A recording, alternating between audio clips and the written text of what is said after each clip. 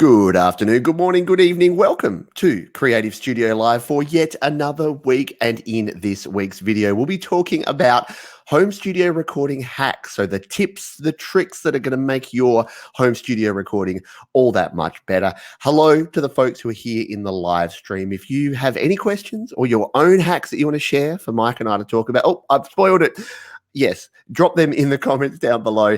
And if you're here on the replay, we love you just as much. You can put your comments down in the comments section here, and we will definitely jump in and talk to you. I've said I've completely ruined it because, as always, I would like to welcome the man who has the skills to pay the bills, Mike from Creative Source. How are you doing this evening, Mike?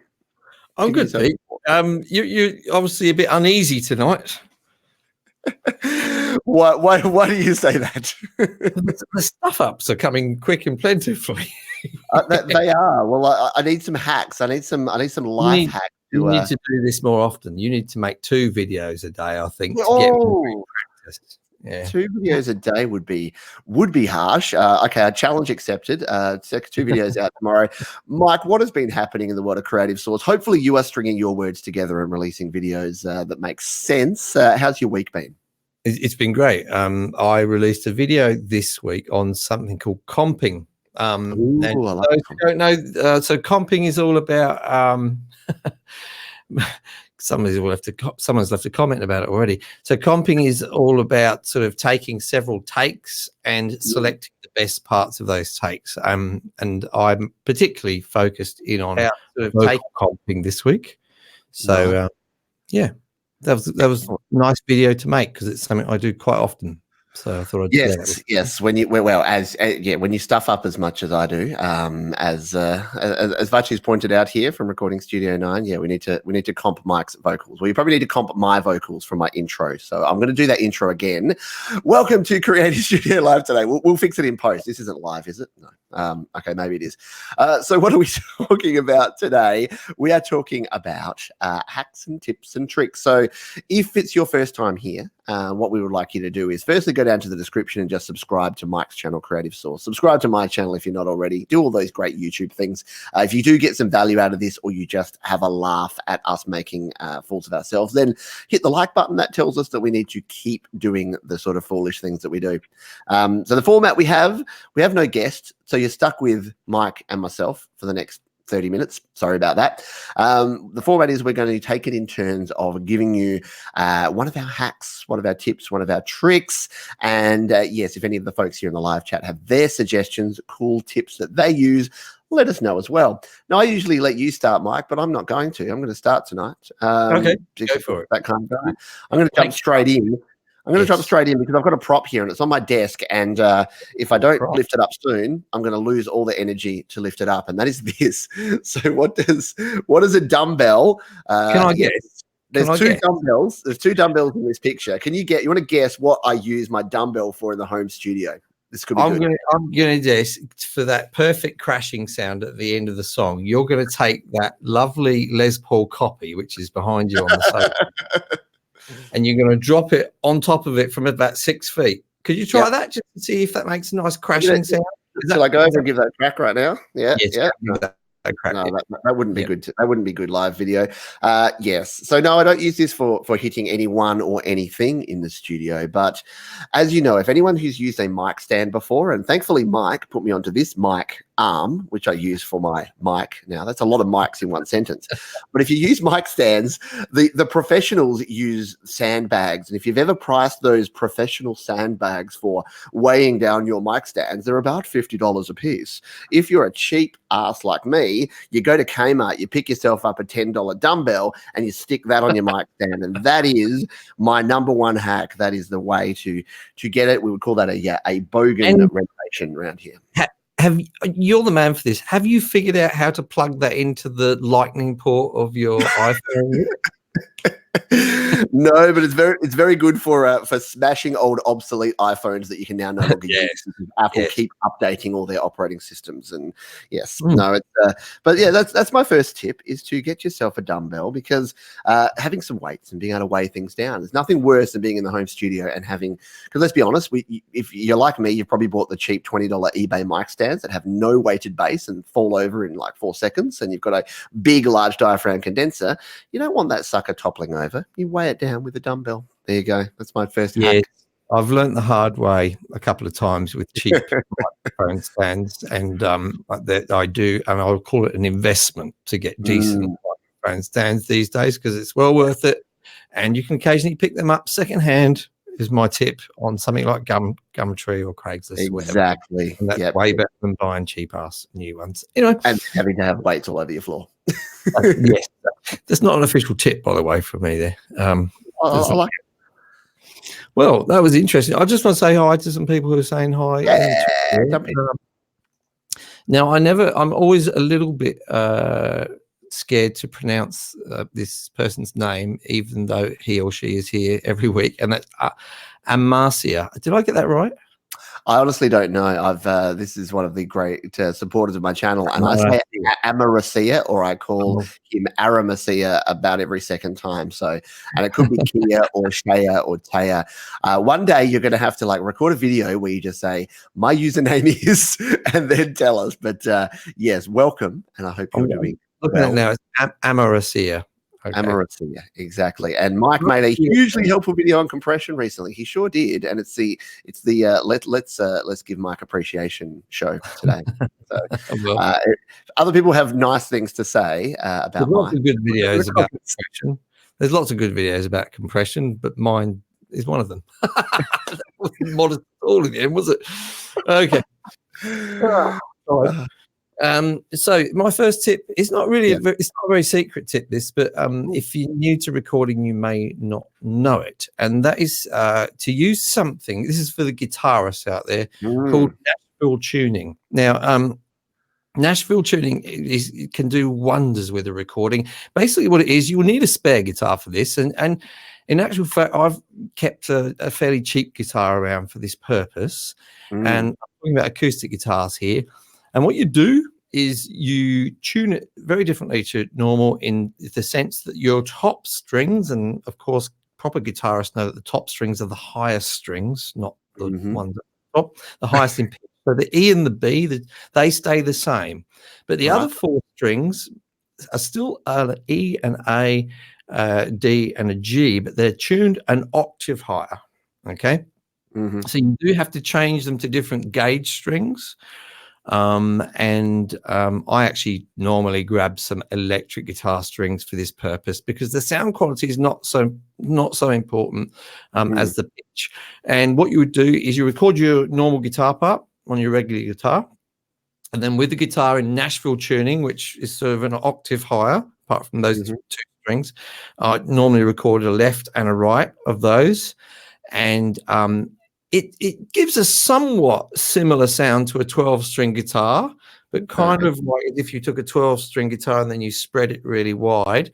But of course, if you're doing finger picking parts, 12 strings are pretty difficult to do finger picking on. It's really, really handy, particularly for finger picking, but it works good for strumming.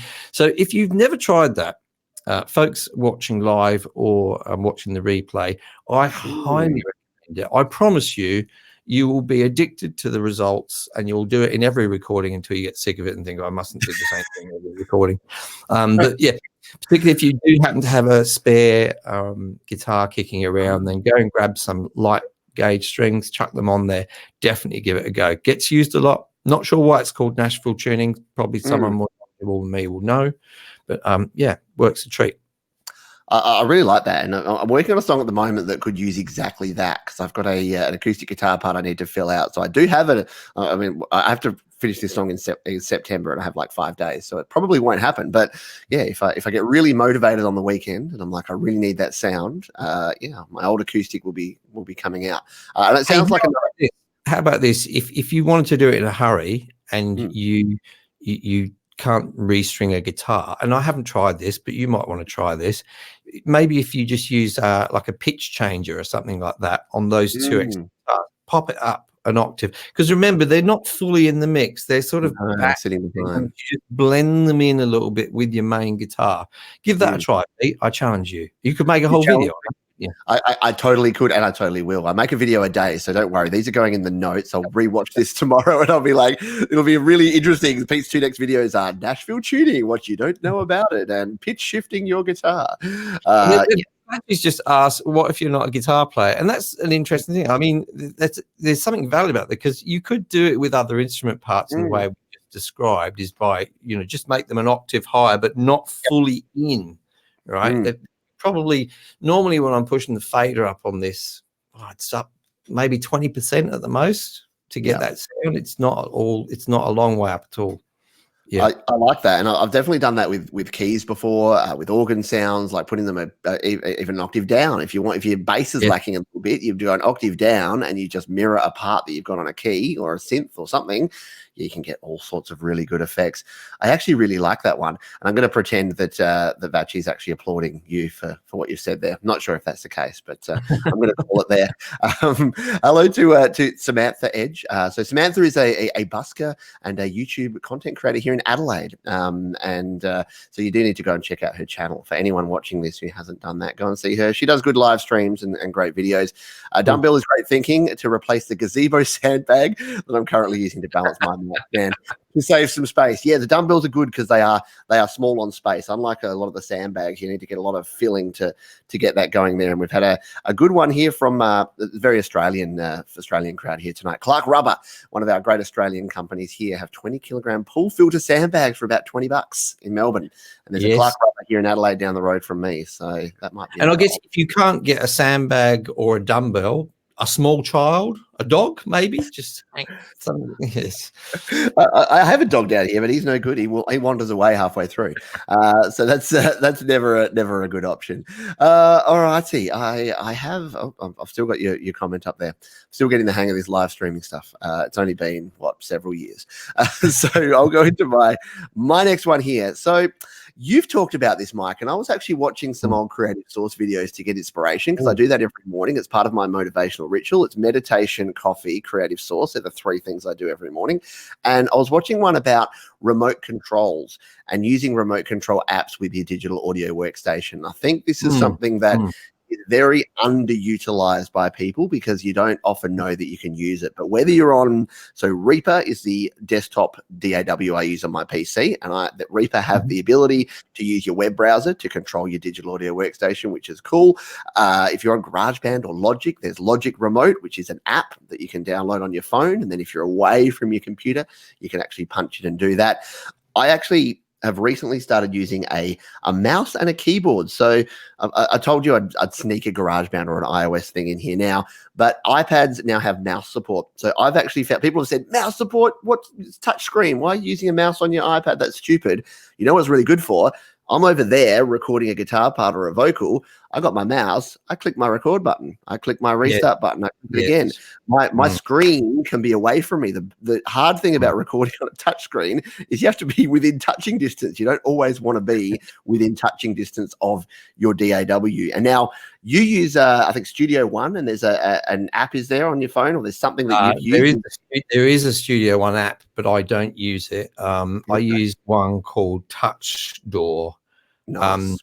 I don't know how I discovered it a few years ago, but I really like it, and it's also handy because I don't only use Studio One. I use sort of 3 different DAWs fairly regularly, so it works with all of those. Works with all of them. So it's worth it. It cost me a few dollars, like less than $5, I think, something like that.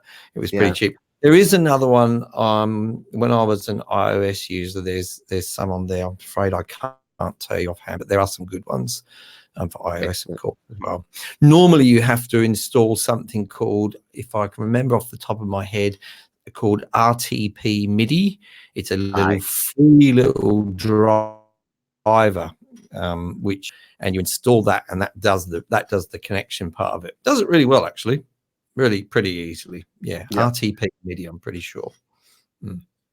Excellent. We'll definitely have to check that out. And yeah, there's a bunch of good options to remote control. So that's probably my hack, is that I know a lot of people struggle with that. If you're a solo recordist and you're in your own studio and you're having to dash over, and again, as something as simple as a wireless keyboard, seriously, because most of the time you're hitting spacebar or you're hitting your R button to hit arm or disarm your record. You can just take that with you to the other side of the room and just go bang, bang. So if you don't want to go to all the hassle of setting up wireless US keyboard, you can whack yourself on the head, and you can use that as well. We're pixelating a bit here, Mike, so apologies to the folks. I know, here. I can see that. Yeah. It's everyone Netflixing. It's all the Netflixing. They need to stop Netflixing and start chilling, if you get my drift, so that they can stop using our bandwidth here. But I'm going to throw back to you for your next epic hack for the home studio. Yeah, well, this one's a little interesting one. Now, I can see I'm quite pixelated. Apologies for that, but this is going to involve some sound as well. So I'm going to grab my guitar for this. I like it. Yeah.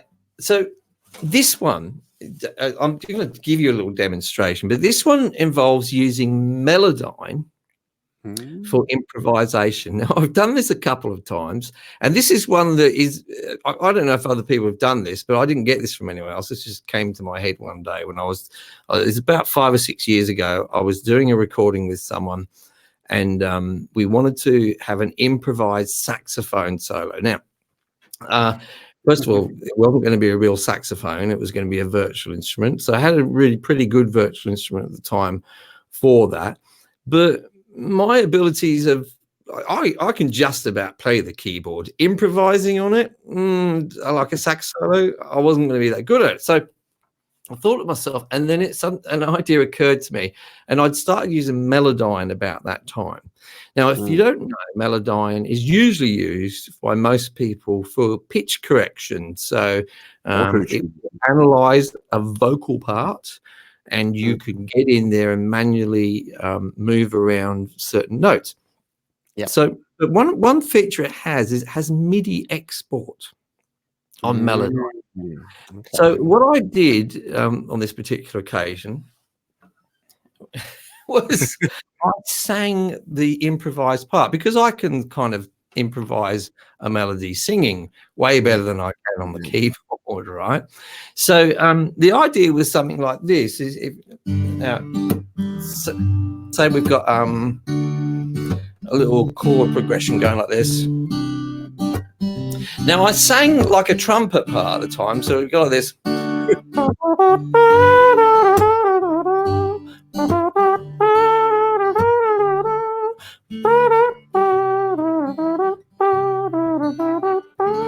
do promise that was actually improvised. I didn't make that. I didn't pre-plan that. Anyway, you should have seen the pre-show. He rehearsed that 15 times. So I sung like the part like that using my little trumpet lips. And I recorded it, and then I used Melodyne, which I then exported the MIDI. It converted it into a MIDI file with all the notes in the correct places, and then I just applied that MIDI file to a virtual instrument, and it actually worked very, very well. It sounded rather fluent. Sorry, I'm just off screen here. It sounded rather fluent and natural compared to the way it would have sounded if I'd tried to play it on the keyboard. So, yeah, if you fancy having a bit of a laugh and you've got Melodyne, then you can make your own yourself. But it might tip there. You never know your life. That's a good tip, and you have a new nickname now, which is Trumpet Lips. So that's going to be excellent. I'll continue on with that. Yeah, Trumpet Lips would be perfect. So hello, by the way, other people that have joined us here live. We will jump back into some more tips in a moment. We've got Ultimato. We were talking about iPads before. He said iPads are turning into computers, as is Mike. He is turning into a robot by the looks of that that pixelation. But yes. Yes, we had there was something else I wanted to. Yeah, so Amarasaya, we're going to get that name wrong a bunch of times. A similar trick with vocals. So that was Mike's last tip around, not necessarily that, but with pitch shifting. So pitch shifting your vocals is definitely a cool thing to do. I've definitely done that before. Pitch shift your vocals down or up an octave. Very cool. And I like that tip that you just gave there, Mike, because I do a similar thing, but I've never gone as sophisticated as turning it into MIDI. I walk around with my phone and I'll be playing my track and I'll just be trying to get my vocal melody down. And I must look like a complete knob, but I walk around just going, do, do, do, do, do, do, do, do, do, do, do. And I come back and I've got these tracks of me doing and da-da-daing. And then that becomes like the rhythm and the cadence of what the track will be and what the vocal will be. And then I worry about the words later because, the words don't matter as much.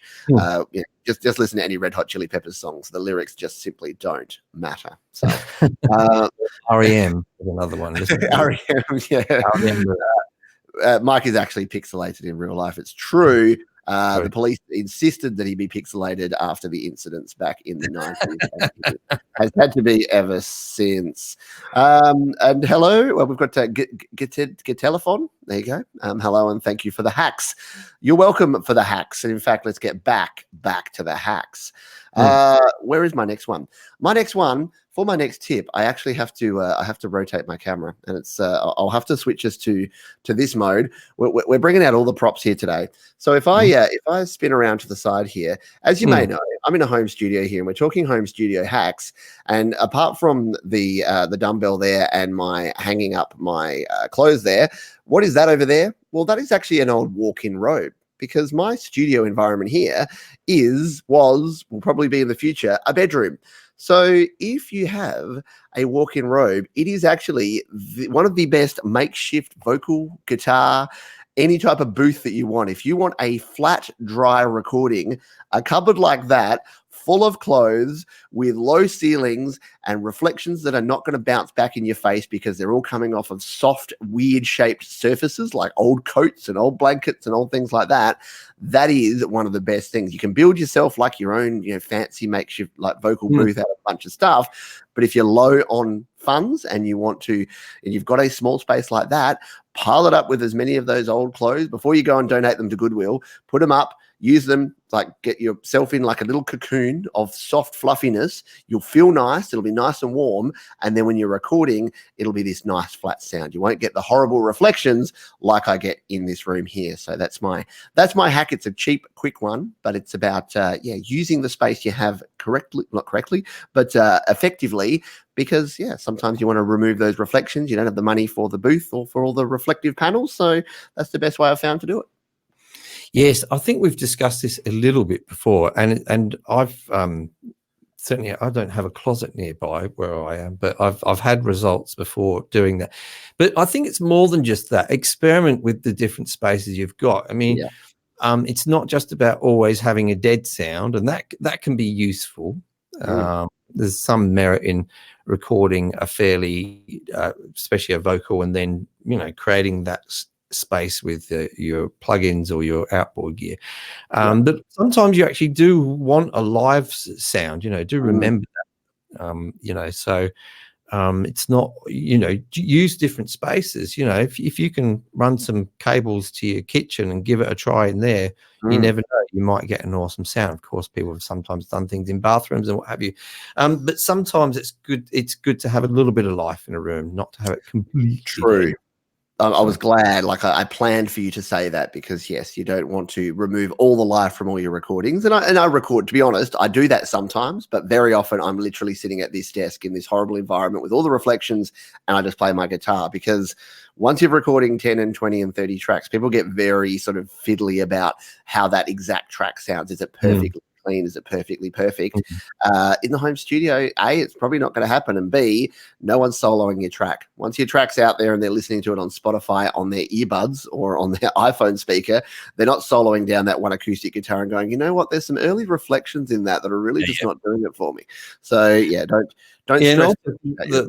The actual how good you feel in the space is important. I've previously had a full-on vocal booth, which I think I mentioned before, and I sold it because it it was very uncomfortable to be in actually. It's not very nice to be in a completely dead space. But you know, for example, I record not if I want to get a nice quality recording, I don't record in the room I am at the moment. This is more like a control room. If you want to make it sound fancy, it's not really, but I do run a snake down to the theatre room in my house, which it's not ideal acoustically. It's not bad. It's not ideal, but it does feel nice to be in, especially if I'm playing guitar. You know, you've got guitar and you've got 2 or 3 mics up, and you just don't want to feel too enclosed and squashed up. And that actually makes me perform better. Now, it may not be the best sound, but I do feel like I'm just in a nicer space where I feel more comfortable. So there's another consideration. I really like that. I've literally recorded an acoustic guitar part. I had a really laid back sort of Jack Johnson style finger picking guitar that I needed to record for a song. And again, the beauty part, I'm going to keep saying mobile recording's great, but I took my iPhone and I took an interface and a mobile battery and a microphone outside. And I just sat outside amongst the suburban sounds of the birds and just the general atmosphere and recorded that. And it was one of the best sounding guitars because again, I was relaxed. I was sitting in my backyard. I was listening to the nature sounds and I was just playing that guitar. And yes, if it was in a studio environment, it would have had less background noise and I could have added a bunch of stuff. But you're right, getting the right performance, back to last week's show that we did with Lidge, getting the best performance is not always just about being in a sterile environment. In fact, it's usually the other way around and you can get a better performance that way. And you run snakes in your house. I know there's a lot of snakes in Australia, but you got an issue in Perth there with snakes that you have to try and escape in the studio? Is that It's probably a little generous to call it a snake if people have ideas that there's some fancy stage boxes and things. It's extremely long XLR cables that I bought some years ago, all taped together. And I like it. I was gonna say, if it's anything like my snake, it is literally just 2 or 3 XLR cables kind of bound together and gaffer taped at the ends. With a big long headphone cable. And those headphone cables, they're always so thin. I don't know why. Like you get an XLR cable, the headphone cables that I have, like 20 meters of this tiny little 1 millimeter cable. I'm like, that's going to end badly. I think that was that me? We're back over to you. Yeah. You used all your hacks, or have you got some left for us? You've played guitar. No, I've got a couple here actually. Nice. I've got 1.5 left. Excellent, I like it. Because one's a hack and one's a challenge. Anyway, so I have mentioned this one before, but it can bear being mentioned again. I think Vach remember me saying this. So I've got a Cajon. Oh, I like a Cajon. You know the Cajon. It scares away the snakes. That's what I've heard. Now, one reason I like to have the Cajon around is because where possible, although I make lots and lots of videos about virtual instruments, I try and get as many quote real instruments in a recording as possible. And so sometimes I like to use the Cajon where you might just have a light drum part. And I may mix it up with some egg shakers and that kind of stuff. You don't have to be an amazing player for most contemporary music. You just need to be able to hold down a good kick and snare sort of a beat. But about, I think the first time I did it would have been about 1.5 years or a couple of years ago. I thought, well, what could you take that Cajon sound and then use it to trigger virtual drums, and you can. I heard about it, but I just hadn't actually tried it.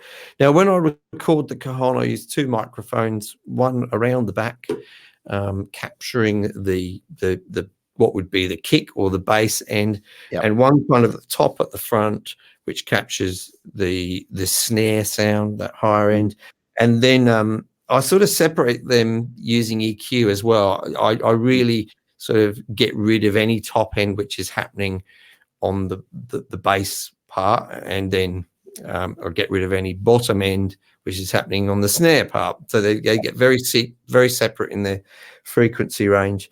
And you can use those to trigger samples. Now, I've been using one called Addictive Trigger, which is really Addictive Drums. It's made by them, and I picked that up I tried this with a free one first of all, which was okay, but then I liked the idea so much and I've used it a bit more, so I got Addictive Trigger. It's not very cheap, I'm afraid, so I'm just going to want to let people know that if you just want to give this a try, there's a couple. There's one called KT Drum Trigger. Let me just put that in the chat so that people know. KT Drum Trigger. That's it's sort of fiddly to use, but you can get the result. And there's one called Replacer by Box Sounds. And that, it looks like their website is down. Right. But if you Google it, you will find it on one of the free websites. So that there. So I haven't actually tried that one, but it's worth trying. It's really useful. What I do is I'll generally get going with the cajon part. And then when I introduce drums later, I use the cajon to trigger them, and I blend the sound of the drums, the virtual drums with the cajon, and works pretty well. It's just something about playing it. I mean, I know you could just play, the drum part on your keyboard or perhaps on drum pad, but something about it, especially for the fills and things, it comes out a lot more natural for me. So that works really well. Worth a go. I get something else that I'll be stealing. The last couple of weeks I've been listening in. I'm like, hey, I'm learning stuff. I'm learning about music and recording. Who would have thought it on a home recording show? But yes, it's a good thing. If it's just me talking, I know all the stuff I know, and I don't want to know stuff I know already. I want to learn new things from Mike and find out how to do that. So KT Drum Trigger and the other one you said, which hasn't popped up. Replacer by Box Sounds. Yeah, there you go. Give both of those a go. Sounds very cool. I'm gonna finish off with this one of mine because I've got about 1.5 left, so this is the only one that's not completely lame. Well, it kind of is, and this is a bit of a weird one. I actually did a video on it recently, but one of the questions I get asked a lot is, what do you do when you're struggling for motivation, when you're trying to record something, or you want to write a new song, or you want to do something in the studio and you've just got nothing, like you got literally nothing that you can do, and you don't know where to start, you don't know what to kick off with. And I actually borrowed something from the business world, and it's a thing called speed thinking, or some people call it free writing. And it's actually a really, really cool technique that all it involves is a timer. So grab your phone, put 60 seconds on a timer, grab some Post-it notes or a notepad or the notes app on your phone, whatever you have handy, and you've got 1 minute to come up with as many ideas as possible. Now you might think, ideas about what? How do I get ideas about this? Literally look around your room and come up with one keyword or key phrase or key thing, and then just expand on that. So for me, I would look around this room and I would go, okay, I have a light up there or a lamp. And I go, lamp, okay, lamp. And then I'd hit the button and I go, lamp, shade, lighting, street lights, streets, dark streets, raining at night, nighttime, street lights at night, car accident, lighted up, police arriving, sirens. So you can quickly go from, that's a bit of an insight to my mind, by the way. I look at a light, I think of being chased by the cops down the street. But yeah, it just takes you from that first initial part into something else. And as soon as you start getting those concepts, you've basically written half a song. You can go, oh, okay, so I'll write something about that. And I've been trying it recently. But lately, I've been trying to do it with guitar. So when you're noodling on your guitar and you're just trying different things, I'll do the same thing. I'll hit record and I'll go, I've got 1 minute to come up with as many cool ideas for guitar riffs and guitar chord progressions as possible. And then I'll just go. And for a minute, I'm trying to find something unique and something different. And I got a weird one the other day, the caged system. I just started playing around with C-A-G-E-D. I'm like, has anyone ever written a song that's just C-A-G-E-D? It's a really weird chord progression. It's really interesting. I'm going to do something with that. So that came out of a 1 minute speed thinking session. So there's one for the thinkers. It's a little bit left field. Yeah, I like that. I guess the idea is, the thing about that is you haven't got time for sort of to overthink things. It just creates just a stream of consciousness, and you have time to be self-critical and overcritical and absolutely self-flagelating. We all tend to be like, that's a terrible idea. Like your brain doesn't have a chance to kick in and stop you from thinking it. You just go. I like it. Now, I did say to you that my final tip was going to be half a tip. And I just thought of this just before we came on air. And I was watching the movie yesterday. Have you seen that movie? This is the no, but it's like an Indian dude that's like sings Beatles That's songs. right. Yes, exactly. So he wakes up in he has some sort of accident, and well, there's something happens in the world, and when he wakes up, no one can remember the Beatles. So he becomes this kind of genius. But anyway, in one of the scenes where he's in a recording studio, they're recording hand claps. Now, I don't know if anyone in the chat has seen this, but and I don't know why they were doing this. But they had rubber gloves on, like the rubber gloves you would use to wash dishes, right? What you know? Oh, I heard something here. Don't know what that was. Ghost in the machine. Anyway, so they were recording and they were doing their hand claps with big rubber gloves on, and it got me thinking. I thought, well, why are they doing that? Is that some sort of technique to get a real? Now, if you've ever tried to record hand claps, they can sometimes come out as a little bit sort of thin, if actually, no, actual fact, a lot of what you hear from a hand clap is what's bouncing off the walls, right? Yeah. So just keep that in mind if you are recording hand claps. But so I've yet to experiment with this. So it's a little bit of a throwdown, a challenge to people in the chat who are watching on the replay. Give that a go for us. Let us know how you go. Just get some of those big rubber kitchen gloves, record some hand claps. And if you feel foolish or not, but does it make better hand clap sounds? That's the question I've got. I love the concept of if someone like took all of our tips together and decided to use them. I've just got this mental image of someone with rubber gloves on in their walk-in closet, like doing a speed thinking session, just saying, biscuits, rubber gloves, Palmolive, dishwashing. Don't forget the mouth trumpet.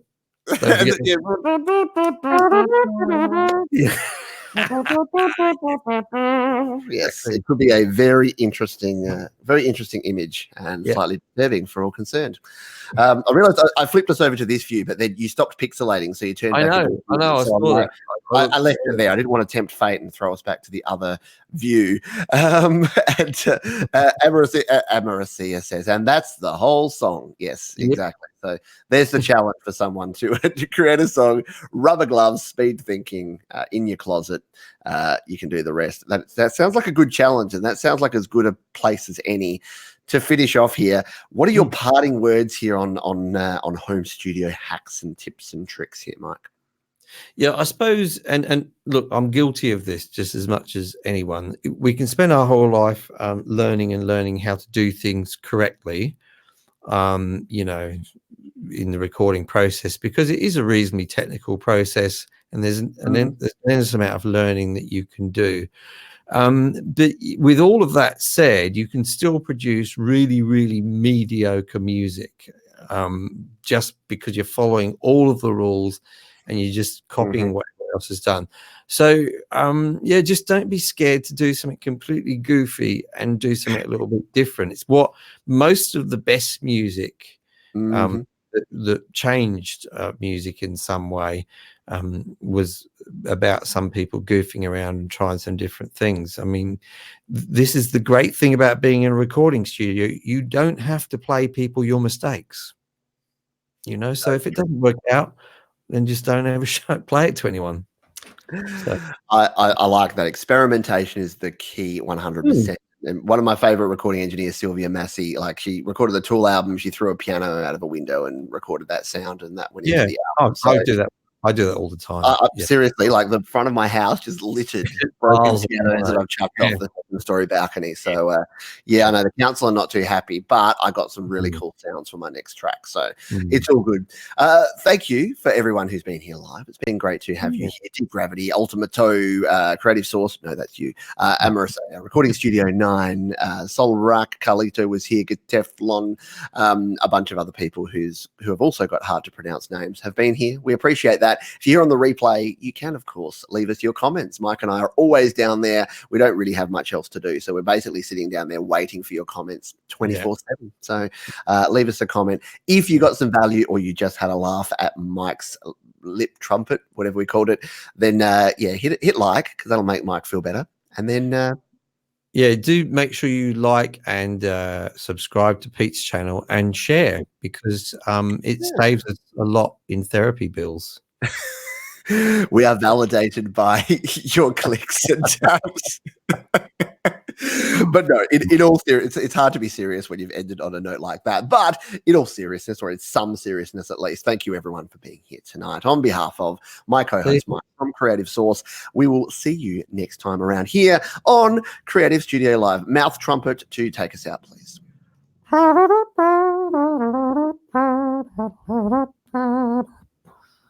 Couldn't reach that low.